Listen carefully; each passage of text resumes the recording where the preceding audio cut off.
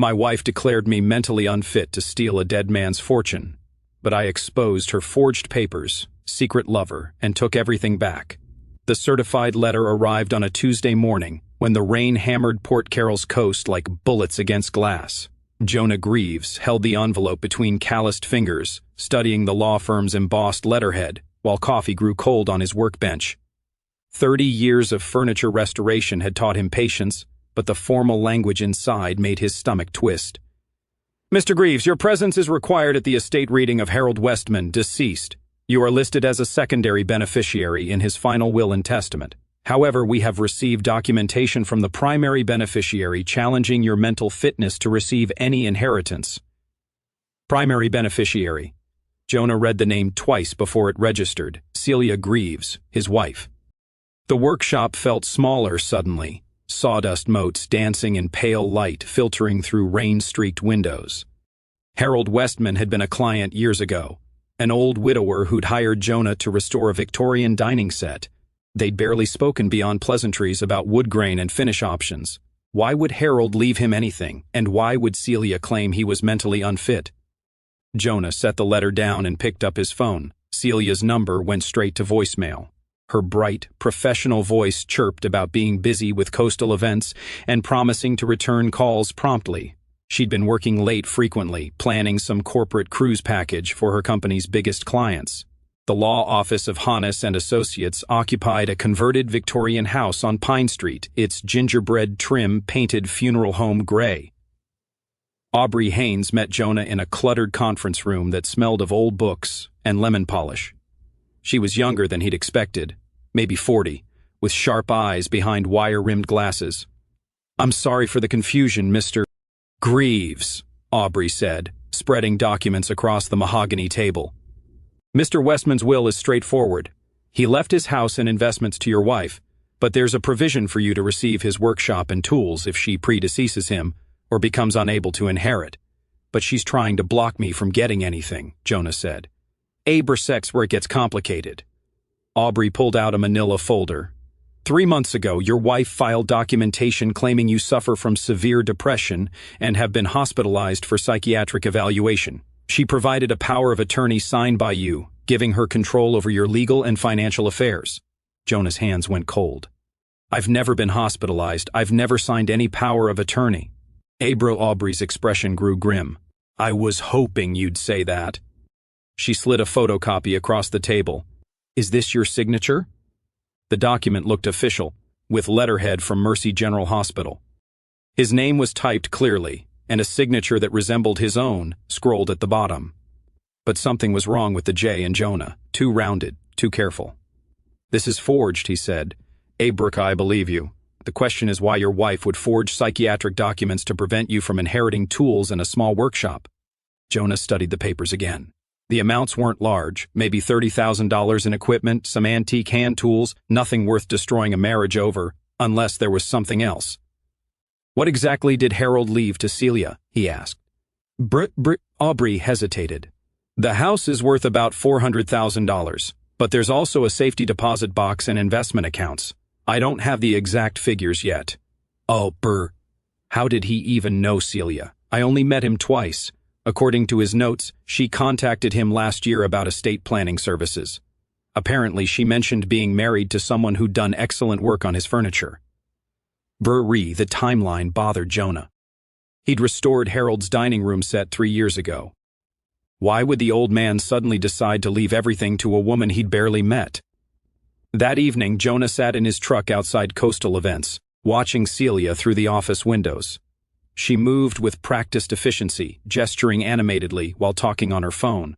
Her dark hair was pulled back in the sleek bun she favored for work, and she wore the navy blazer he'd bought her for Christmas. She looked like a stranger. Away. When Celia finally emerged, she smiled and waved as if nothing had changed. "Hey, honey, sorry I'm late. The Henderson cruise is turning into a nightmare." She slid into the passenger seat, bringing the scent of expensive perfume and something else, a cologne he didn't recognize. "How was your day?" she asked, checking her reflection in the visor mirror. Interesting. Got a letter from a lawyer about Harold Westman's estate." Celia's hand froze on the mirror. "Harold who?" "The old man whose furniture I restored." "Remember? You said he reminded you of your grandfather. Kiberki. Oh, right. She snapped the visor closed. What about his estate? He died, left me some tools in his will. Aber, that's nice. Her voice was carefully neutral. Probably not worth much. Jonah studied her profile as they drove home. The lawyer said you filed papers claiming I was mentally unstable. Celia turned to face him, her expression shifting to concerned surprise. What? That's ridiculous. Why would I do that? That's what I'm wondering. Aber, there must be some mistake. I'll call them tomorrow and clear it up. Aber, but she didn't call. For 3 days, Jonah watched Celia maintain her routine, early morning gym sessions, long days at the office, late evenings on her laptop, claiming to work on client proposals. She moved through their house like someone preparing to leave, though she showed no signs of packing. On Friday, Jonah drove to Mercy General and requested copies of his medical records. The clerk, a tired-looking woman with graying hair, searched the computer system twice. I'm sorry, Mr. Greaves. We have no record of you ever being treated here. Hey, Bree, what about psychiatric evaluation or hospitalization? Eberthen, nothing. Are you sure you have the right hospital? Jonah thanked her and sat in the parking lot, staring at the forged documents. Someone had created an elaborate lie about his mental health. Someone who knew his full name, address, and could forge his signature well enough to fool a casual observer. Someone who lived with him. The next morning, while Celia attended her usual Saturday yoga class, Jonah searched their shared home office. He'd always been careful about respecting her privacy, but the forged documents changed everything. Her desk drawers were locked, but the small file cabinet wasn't. Inside, he found folders labeled with familiar names, their mortgage company, insurance providers, credit card statements. But there were also documents he'd never seen before. A life insurance policy on him for $200,000, taken out 6 months ago. Application forms for credit cards in his name that he'd never signed. And at the bottom of the stack, a folder marked HW Estate. The Harold Westman folder contained photocopies of the will, correspondence with Aubrey Haynes, and handwritten notes in Celia's careful script. One page made Jonah's blood run cold. Jay doesn't know about the money market accounts or the coin collection. Total estate value, approximately $1.2 million.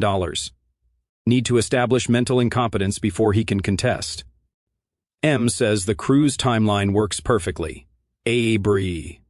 Who is M? Jonah photographed everything with his phone, then carefully returned the files to their original positions. His hands shook as he locked the cabinet. Celia wasn't just trying to steal an inheritance. She was systematically documenting his life like someone preparing for his death. That afternoon, he drove to Radio Shack and bought a small digital recorder. Back home, he spent an hour figuring out how to hide it inside the landline phone's base station. If Celia was planning something, he needed proof. He didn't have to wait long.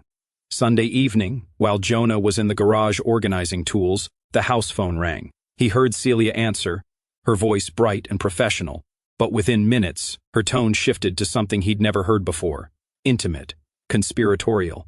I know you're worried, but he doesn't suspect anything. He thinks it's just about some old tools. Pause. Miles, listen to me. The forged papers worked perfectly. Aubrey Haynes bought the whole story about him being unstable. Once the estate is settled, we can file for divorce, citing his mental illness. I'll get everything. Jonah's screwdriver slipped, clattering against the concrete floor. Miles, the CFO at Coastal Events, the man Celia had mentioned casually over the past months, how smart he was, how he was revolutionizing their client management system. No, he won't fight it. Jonah's too passive. He'll probably be relieved someone else is making the decisions. Celia laughed, a sound like breaking glass. Besides, by then you'll have transferred the business accounts like we discussed. He'll have nothing to fight with. Jonah crept closer to the kitchen door, pulse hammering in his ears. The cruise was perfect timing. 3 days together, no interruptions, and getting pregnant was, well, that wasn't planned, but it gives us leverage if he tries to contest the divorce. Her pregnant. The word hit Jonah like a physical blow. Celia was pregnant with another man's child while planning to destroy him financially and legally. I have to go. He's in the garage, but he could come in any minute. I love you too. The phone clicked, and Jonah heard Celia's heels on the kitchen tile. He forced himself to continue organizing tools, fighting the urge to confront her immediately. Knowledge was power. and right now she had no idea he knew anything. When he finally went inside, Celia was curled on the couch with her laptop, supposedly working on cruise itineraries. "How's the Henderson project coming?" he asked casually. Good, complex, but good. Miles has been really helpful with the financial logistics. Miles seems like a smart guy. He is. Very ambitious, she said, smiling without looking up from her screen. "Actually, I might need to work late with him a few more nights this week. The client wants detailed budget projections." Jonah nodded and headed upstairs to shower. In the bathroom mirror, he studied his own face, 42 years old, graying at the temples, lines around his eyes from decades of detailed craftsmanship. He looked like exactly what he was, a skilled tradesman who'd spent his adult life building and fixing things. But Celia saw someone else, someone weak, someone disposable. She was about to learn how wrong she was. Monday morning, Jonah called Aubrey Haynes from his truck. "I need to see you today, and I need to know everything about Harold Westman's relationship with my wife." They met at a coffee shop near the harbor, away from Aubrey's office. She brought a thick folder and looked troubled. "I did some digging after our conversation," she said, sliding papers across the small table. "Harold contacted me about estate planning 13 months ago, but he didn't mention your wife initially." She approached him. Celia called Harold directly, said she'd heard he was looking for estate planning services. She offered to help him organize his affairs for free, as a favor to the man who'd been so kind to her husband. Jonah felt sick. She manipulated him. It appears so. Over several months, she convinced Harold to name her as primary beneficiary, supposedly to ensure you'd be taken care of if something happened to him. She told him you were struggling with depression and needed someone to manage financial decisions. And he believed her. Harold was 83, Mr. Greaves. His children live across the country, and he was lonely. Your wife is very persuasive and presented herself as a caring family member looking out for your interests. Aubrey pulled out more documents. "But here's what's interesting. I reviewed Harold's medical records with his doctor's permission. Harold was diagnosed with early-stage dementia 8 months ago. Technically, that makes the will contestable." Meaning? "Meaning if we can prove Celia manipulated a man with diminished mental capacity, we can void the entire will and potentially pursue fraud charges." Jonah studied the medical records. "What do I need to do?" "First, we document everything, the forged power of attorney, the false psychiatric claims, any evidence of her deception. Then, we file a formal challenge to the will and request a full investigation. How long will that take?" "Months, possibly a year. But Mr. Greaves, there's something else you should know. Harold's estate is worth significantly more than your wife claimed. The house, investments, and collectibles total nearly $2 million. $2 million. Enough to disappear entirely, leaving Jonah with nothing but forged documents claiming he was mentally incompetent.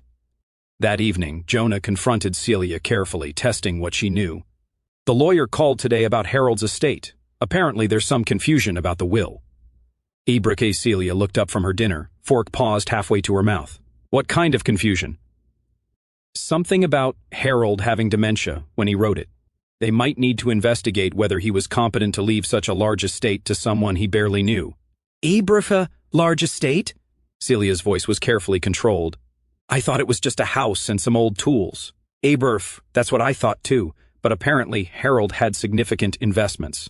The lawyer mentioned something about $2 million. Celia set down her fork.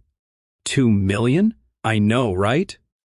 Who would have thought an old furniture restorer could save that much money? Celia was quiet for the rest of dinner, but Jonah caught her making a phone call from the backyard later that evening. Through the window he watched her pace the patio, gesticulating angrily. Whatever she was saying to Miles, she wasn't happy. The next morning, Jonah woke to find Celia already gone. She'd left a note saying she had early meetings and wouldn't be home until late. Her laptop was missing from the home office. Jonah called Aubrey. "She knows about the money. I think she's panicking. Good. Panicked people make mistakes, but Mr. Greaves, I need to warn you about something. I ran a credit check on you yesterday. Someone has been opening accounts in your name for months, credit cards, a second mortgage application, even a business loan. She's been stealing my identity. More than that, she's been building a financial profile that makes you look reckless and unstable. Combined with the forged psychiatric documents, she could potentially have you declared incompetent and gain control of all your assets." Jonah felt the walls closing in. "What's my next move?" We go on the offensive. Meet me at my office in an hour and bring any documentation you have about your business, property, and financial accounts. The next 3 hours were a whirlwind of paperwork. Aubrey helped Jonah establish a revocable trust with himself as sole trustee, effectively protecting his business and property from anyone claiming power of attorney.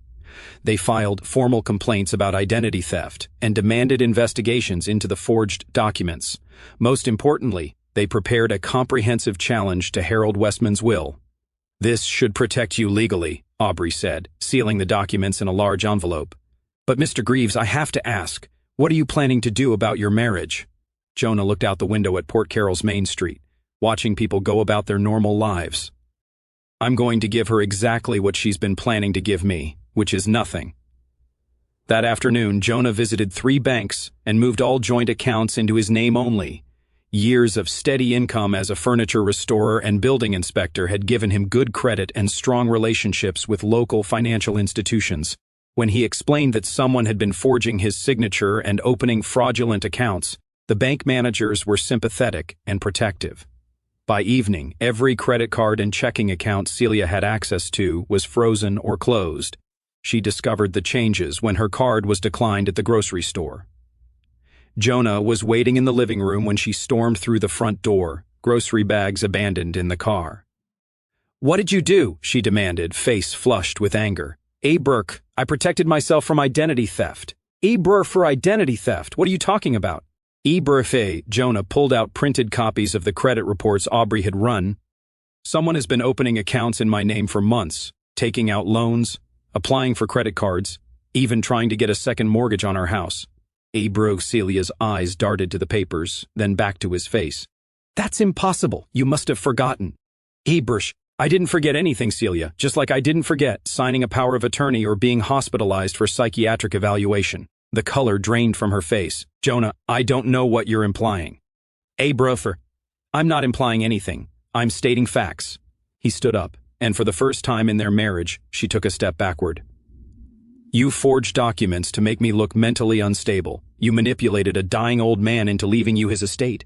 And you've been stealing my identity to build a case for having me declared incompetent. Bursa, that's crazy. You're being paranoid, am I?" Jonah played the recording from Sunday night. Celia's voice filled the room with crystal clarity. "Miles, listen to me. The forged papers worked perfectly. Aubrey Haynes bought the whole story about him being unstable. Once the estate is settled, we can file for divorce, citing his mental illness. I'll get everything." Celia sat down heavily on the couch, her face gray. "Jonah, please let me explain." "Burke, explain what? That you're pregnant with another man's child? That you've been planning to destroy me financially and legally? That you convinced a lonely old man with dementia to leave you $2 million? $2 million. Her voice was barely a whisper. "You didn't know the real amount, did you? You thought it was just the house and some tools, but Harold was worth a lot more than you realized." Celia looked up at him with something like fear in her eyes. "What are you going to do?" Jonah walked to the front door and opened it. "I'm going to give you the same chance you were planning to give me nothing. You can't throw me out. This is my house too." "Actually, it's not.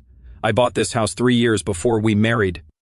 It's been in my name only since the beginning. Check the deed if you don't believe me." Celia stared at him as if seeing a stranger. "Who are you?" "Burke, I'm the man you thought was too weak to fight back." Jonah's voice was calm, matter-of-fact. "You have 30 minutes to pack whatever you can carry. After that, I'm changing the locks. Burke, Jonah, please. We can work this out. We can go to counseling." Burke. "No, we can't." He looked at his watch. 29 minutes. And Jonah heard drawers slamming, closet doors banging. She was crying, but he felt nothing. The woman sobbing in his bedroom was a stranger who'd been planning his destruction for months. She came downstairs with 2 suitcases and her laptop bag, mascara streaked down her cheeks. "Where am I supposed to go?" "That's not my problem anymore."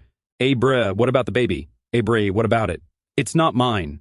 Celia reached for his arm. "Jonah, I made mistakes, but we can fix this. I love you." "No, you don't. You love what you thought you could take from me." After she left, Jonah sat in the quiet house and called a locksmith. Then he opened a bottle of wine, a good Pinot Noir they'd been saving for their anniversary, and began planning his next moves. The first was a visit to Miles Beaumont. Abra Coastal Events occupied a modern building overlooking the harbor, all glass and steel, designed to impress wealthy clients planning luxury vacations. Jonah had been there twice for company parties, smiling and making small talk while Miles held court, charming everyone with stories about exclusive resorts and private yacht charters. Now, standing in the building's lobby at 7 o'clock in the morning, Jonah felt like a different person. The past week had stripped away something soft and trusting, leaving behind someone harder. Miles arrived at 7:30, dressed in an expensive suit and carrying a leather briefcase. He looked surprised to see Jonah waiting by the elevators. "Jonah, what brings you here so early?" "Abra, we need to talk." Abra Miles glanced around the empty lobby. "Is everything okay? You look like a man who discovered his wife is cheating with her boss and planning to steal $2 million from a dead man's estate."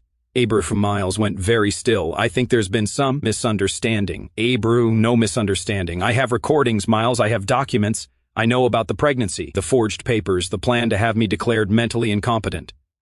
The elevator arrived with a soft chime. Miles stepped inside, and Jonah followed.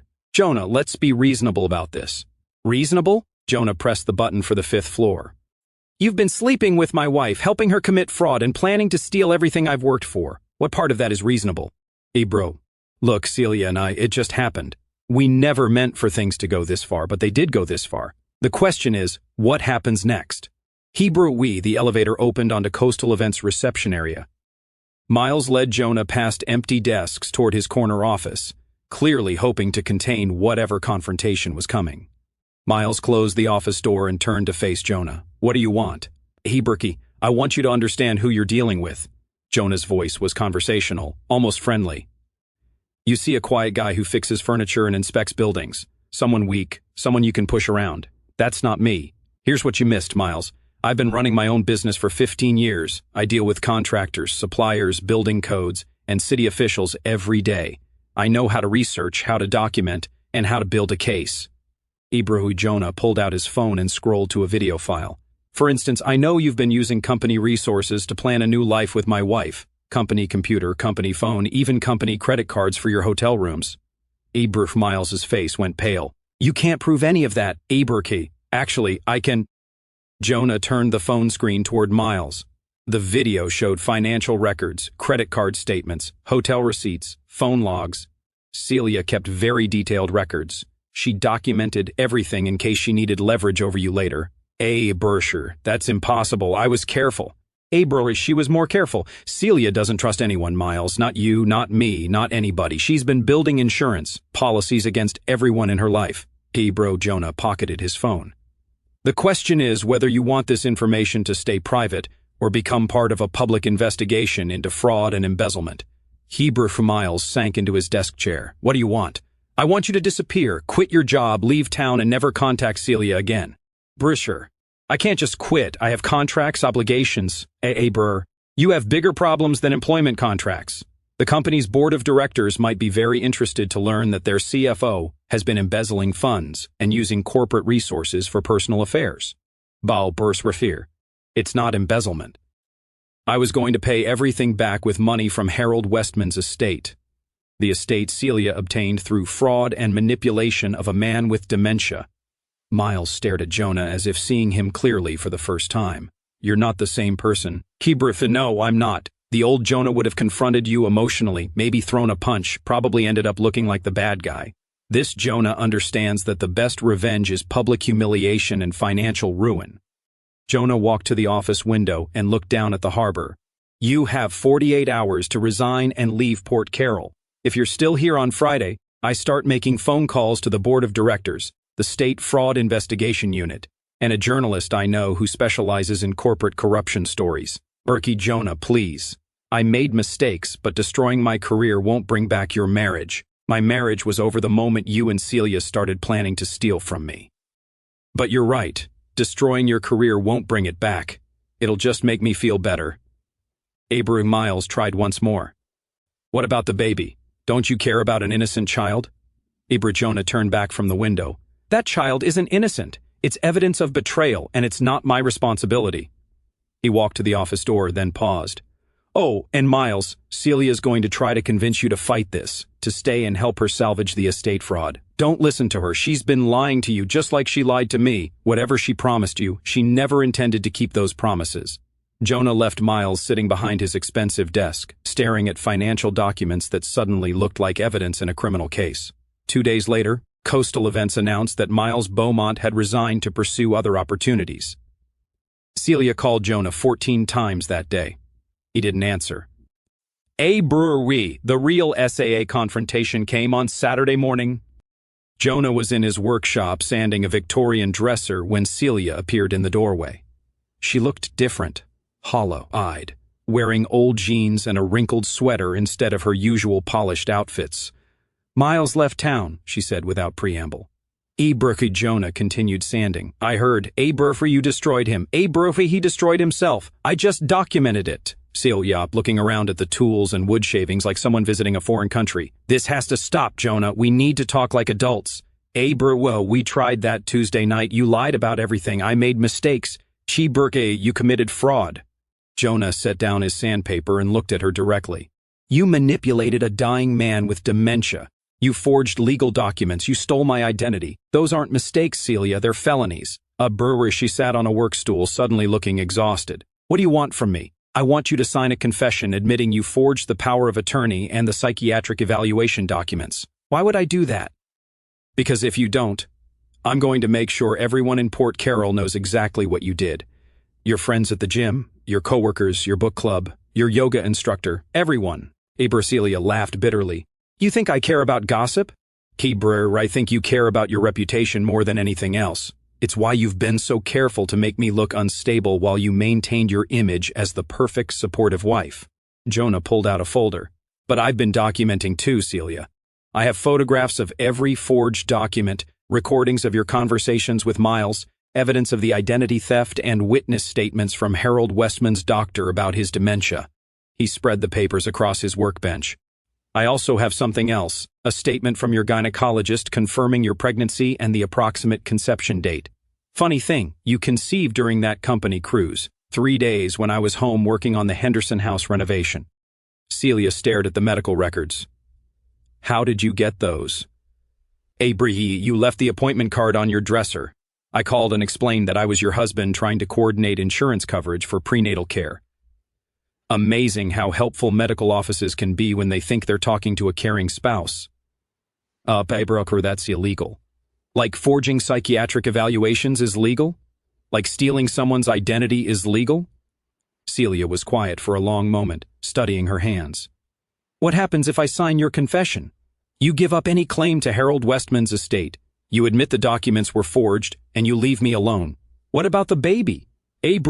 What about it? It's not mine. Legally, not after the divorce. And Celia, there's going to be a divorce. The only question is whether it happens quietly or becomes a public spectacle."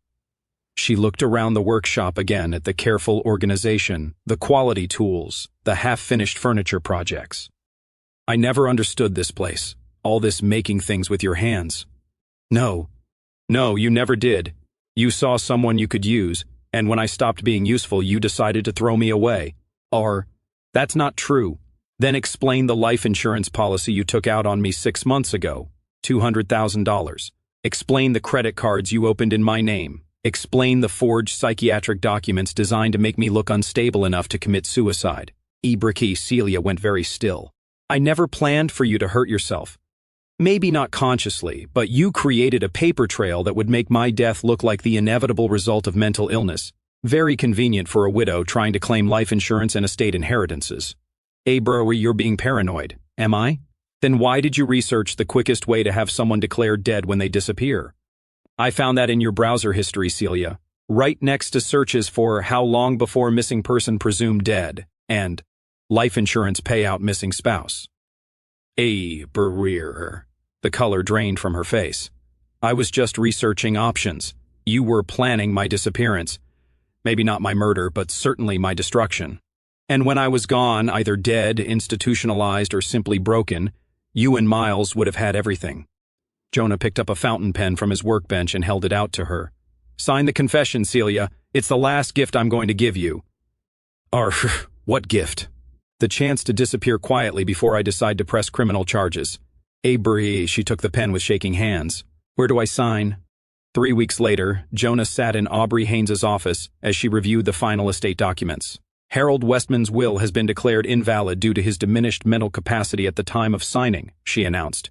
Since he died without a valid will, his estate goes to his closest living relatives, a daughter in Seattle and a son in Denver. What about the house and workshop he left me? That provision was part of the invalid will. But here's something interesting. Harold's family wants to sell everything quickly. They've offered to sell you the workshop and tools for $30,000, well below market value.